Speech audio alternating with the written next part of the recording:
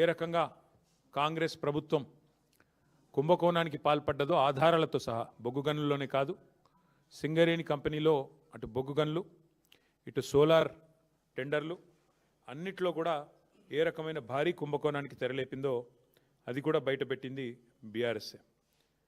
మరి గత వారం 10 రోజులుగా ముఖ్యంగా జనవరి 22, 23 తర్వాత వరుసగా ఏకబిగిన మొదలు హరీష్ రావు గారిని, తర్వాత నన్ను, ఆ తర్వాత రాజ్యసభ మాజీ సభ్యులు సంతోష్ గారిని, తర్వాత మా అధినాయకుడు కేసీఆర్ గారిని వరుసగా విచారణకు పిలిపిస్తే మాకు అప్పుడేదో అనుమానం వచ్చింది.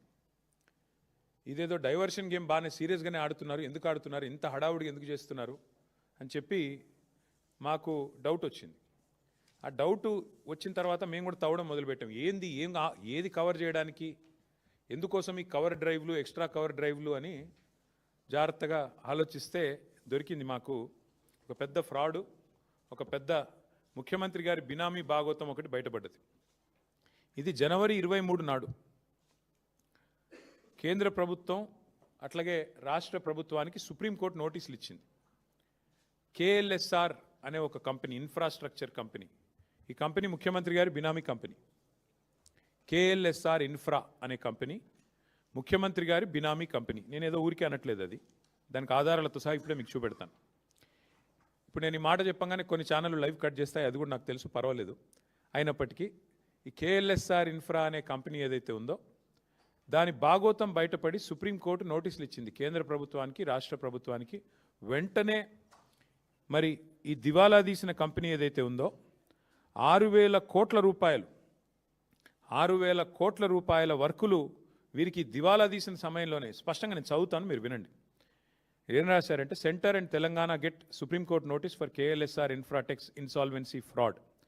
The company allegedly secured government tenders worth approximately rupees 6,000 crore during the insolvency period without the authorization of interim resolution professional. IP professional ఇది లేకుండా, అనుమతి లేకుండా 6,000 కోట్ల టెండర్లు తెచ్చుకున్నారు వీళ్ళు. మరి ఎక్కడికి వచ్చినాయి ఈ ప్రాజెక్టులను మాకు కూడా అనుమానం వచ్చింది. ఎక్కడొచ్చినాయి ఆ ప్రాజెక్టులు అంటే మొత్తం తెలంగాణ. ముఖ్యమంత్రి గారి బినామీ కంపెనీ ఎందుకన్నాను అది కూడా చెప్తాను. ఇగో ఎక్కడెక్కడ వచ్చినాయి మీకు వరుసగా చదువుతాను, ఏమేమి వచ్చినాయి కూడా మీకు చెప్తాను వరుసగా. ఇవన్నీ కూడా మీకు వివరంగా చెప్తాను, ఇవన్నీ కూడా ఆధారాలతో సహా మీ ముందు పెడతాను. ఇవాళ వాస్తవం ఏంటి అంటే, రేవంత్ రెడ్డి గారు చీఫ్ మినిస్టర్ కాదు, ఆయన బినామీ చీఫ్ మినిస్టర్ అని అందరికీ తెలుసు. ఎందుకంటే ఆయన వేరే వాళ్ళ కోసం ఇక్కడ ఆయన ఏదో అట్లా చూడడానికి అట్లా ఆయన ముంగటుంటాడు, కానీ వెనకాల ఆయన నడిపించే వాళ్ళు వేరే వాళ్ళు ఉన్నారు, అది అందరికీ తెలుసు. ఇవాళ ఆయన బినామీ చీఫ్ మినిస్టరే కాదు, బినామీ మాస్టర్ అని చెప్పి కూడా ప్రూవ్ చేసే భాగోతం ఇది. గత 2 ఏళ్లుగా అదేవిధంగా గతంలో కూడా బ్లాక్మెయిల్ చేసి సంపాదించిన డబ్బులు, అప్పనంగా ఈయన అడ్డంగా సంపాదించిన డబ్బును ఈ బినామీ కంపెనీలోకి దొడ్డిదారిన మళ్లిస్తూ ఉన్నాడు. సీఎం సీట్లో కూర్చుని ఇవాళ తన బినామీ కంపెనీకి 1,000 కోట్ల ప్రాజెక్టులు, ఇప్పుడే నేను చెప్పిన ప్రాజెక్టుల పేర్లు కూడా నేను చదువుతాను. ఎక్కడెక్కడ ఇచ్చారా ఆ ప్రాజెక్టులు అంటే మీరు గమనిస్తే, కొడంగల్ లిఫ్ట్ ఇరిగేషన్ మీకు చదివి వినిపిస్తాను, మొత్తం వినిపిస్తాను, మీరు వినండి, కొద్దిగా సావధానంగా వినండి. ఇది ఎట్లా బినామీ కంపెనీ అని మీరు అడగొచ్చు. ఇగో ఇది 2018 సెప్టెంబర్ 27 నాడు రేవంత్ రెడ్డి గారి మీద, ఆయన బంధువుల మీద, ఆయన దగ్గరి వారి మీద ఐటీ రైడ్స్ జరిగినాయి.